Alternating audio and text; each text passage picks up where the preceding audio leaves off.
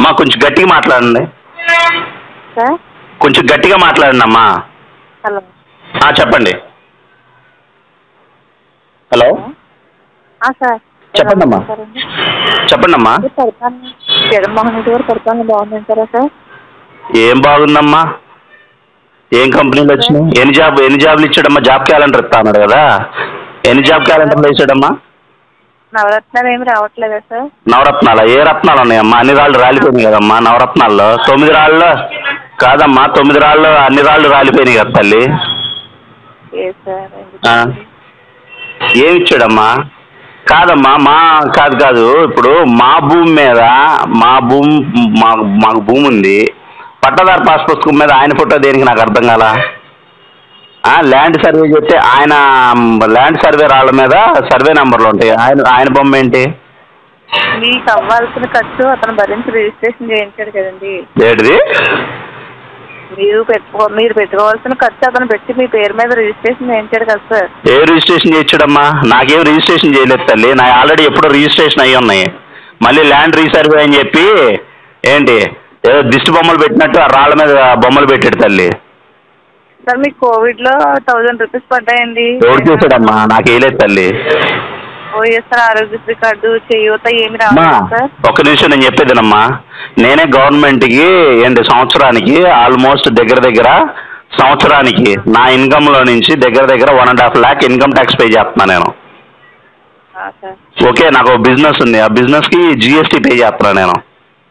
ఇంకో వాడు నాకు ఇచ్చేది ఏంటి తల్లి? నాకు అర్థం కాలేదు. కాదమ్మా, నాదొకటే సందేహం అమ్మా. ఇప్పుడు జగన్మోహన్ రెడ్డి గారి పాలన బాగుందా అని మీరు ఫోన్ చేశారు. నేనేమంటున్నానంటే ఆయన పాలన ఎందులో బాగుందో మీరు చెప్పండి. పోనీ ఏమిచ్చాడు? జాబులు లేవు. కాదమ్మా కాదమ్మా అమ్మమ్మ ఒక్క నిమిషం తల్లి. అదే తల్లి నేను చెప్పేది. ఇప్పుడు CPF రద్దు చేస్తా అన్నాడు పాపం గవర్నమెంట్ ఎంప్లాయీస్కి, వాళ్ళ చేయలే. ఏమ్మా? అలాగే జాబ్ క్యాలెండర్ రిలీజ్ చేస్తున్నాడు, దానికి ఇలా జాబ్ క్యాలెండర్ రిలీజ్ చేస్తున్నాడు, రిలీజ్ చేయలే. మూడోది వచ్చేసి ఇప్పుడు నార్మల్గా టీచర్స్ని వైన్ షాపుల దగ్గర పెట్టడం ఏంటమ్మా? వాళ్ళు చదువు చెప్పేవాళ్ళు అయితే వాళ్ళ వైన్ షాపుల దగ్గర పెట్టడం ఏంటమ్మా? తప్పు కదా అది? ఎంత తప్పమ్మా? నాలుగోది రోడ్లు ఎక్కడా బాగలేదు తల్లి, రోడ్లు ఎక్కడా బాగలేదు ఏంటి. ఐదోది వచ్చేసి ఇన్పుట్ సబ్సిడీ ఇచ్చేవాళ్ళు, ఇన్పుట్ సబ్సిడీ రావట్లేదు ఏంటి. ఇక్కడ అనంతపురం జిల్లాలో నార్మల్గా డ్రిప్ పైపులు ఉంటాయి తెలుసమ్మా? ఆ డ్రిప్ పైపులు అన్నీ సబ్సిడీలు ఇచ్చేవాళ్ళు ఏది పోయిన గవర్నమెంట్, అంతకుముందు గవర్నమెంట్ కూడా. బట్ ఈ గవర్నమెంట్లో వచ్చిన తర్వాత రైతులకి ఏం లేవు, SCలకు లోన్లు లేవు, BCలకు లోన్లు లేవు, ST/SC సబ్ ప్లాన్ నిధులన్నీ నవరత్నాలు అని చెప్పి దానికి మూవ్ చేశాడు. తర్వాత ఎయిడెడ్ కాలేజెస్కి స్కూల్స్కి. ఏమ్మా ఎంత అరాచకం తల్లి. ఎడ్యుకేటెడ్ పీపుల్స్ కాబట్టి ఇవన్నీ మనం తెలుస్తున్నాం. మిగిలిన వాళ్ళు తెలియజేయాలంటే ఏదో చేస్తున్నాం జాబ్ కాబట్టి నా పర్పస్గా నేను చేస్తున్నా అంతే సార్. ఇవన్నీ మాకు తెలుసండి, కాకపోతే మనం ఏం చేయలేం సార్. అవునమ్మా. మీరు ఎక్కడి నుంచి మాట్లాడుతున్నారమ్మా? 4 రూపాయలు వస్తాయని మేము ఏదో చేసుకుంటామండి. అంటే జస్ట్ మిమ్మల్ని మేమేమన్నాం కదా, మీ ఒపీనియన్ అడుగుతామండి. ఇంటికి మీ ఒపీనియన్ చెప్పారు. మీరు నాకు తెలిసి వైసీపీకి వేయరు, టీడీపీ పోయినసారి వేసా నేను. జగన్మోహన్ రెడ్డి గారు ఏదో గొప్పగా చేస్తా అన్నాడు కదా. మన రాజధాని ఏదమ్మా అసలు? ఇప్పుడు మన రాజధాని ఏమది? మన రాజధాని ఏది అసలు? ఇప్పుడు ఆంధ్రాకి రాజధానే లేదు. 3 రాజధానులు అన్నాడు, అది ఎగిరిపోయింది. మళ్ళీ వైజాగ్ అన్నాడు. వైజాగ్ అసలు చెప్పమ్మా. ఏమేం పథకాలు అందుతున్నాయండి? ఏం పథకాలు ఏమి ఇలేదే, నాకేం పథకాలు ఇలేదే. ఏమి రాలేదండి. మీరు గవర్నమెంట్ ఎంప్లాయా సార్? కాదే. మరి ఏమన్నా జాబ్ చేస్తున్నారండి? చేయలేదే. మరి ఎందుకని రాలేదండి? మీరు అప్లై చేయలేదా? నేనేం అప్లై చేయాలి, నాకేం పథకాలు రాలేదు. మీరు ఏం అప్లై చేయలేదు, మీకు ఏమీ రాలేదండి? ఏమి రాలేదు. Okay sir. మళ్ళీ ఇలాంటి మంచి పథకాలు రావాలంటే జగనన్నను మళ్ళీ సీఎంగా కల్పించడానికి ఫ్యాన్ గుర్తుపై మీరు ఓటు వేసి విక్రమ్ రెడ్డి గారిని అత్యధిక మెజార్టీతో కల్పించాలని కోరుకుంటున్నామండి. జగనన్నకు ఓటేస్తే ఆంధ్రప్రదేశ్ ప్రజలు అడుక్కు తినాలి. ఈసారి అడుక్కు తినాలి, అది తెలుసుకోండి. జగనన్న ఓటేస్తే ఆంధ్రప్రదేశ్ లో అడుక్కు తినాలి. ఒక్కడిని అభివృద్ధి చేశాడా?